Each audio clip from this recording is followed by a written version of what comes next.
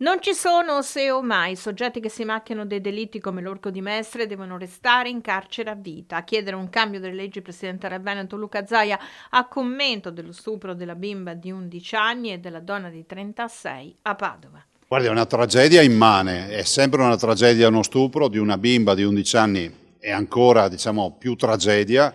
La storia di questo stupratore è vergognosa, il fatto che ci sia uno stupratore seriale che gira per i nostri paesi, per le nostre città.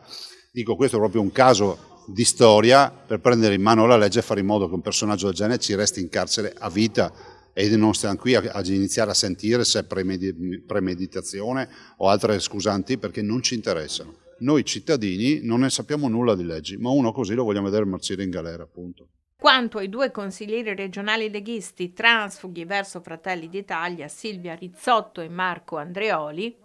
Vabbè, statisticamente voglio ricordare che noi siamo in 34 come gruppo. C'è un livello di rapporto con Fratelli d'Italia che è solido. Fratelli d'Italia ha le porte aperte, se qualcuno entra, come accade in tutti i partiti, accoglie.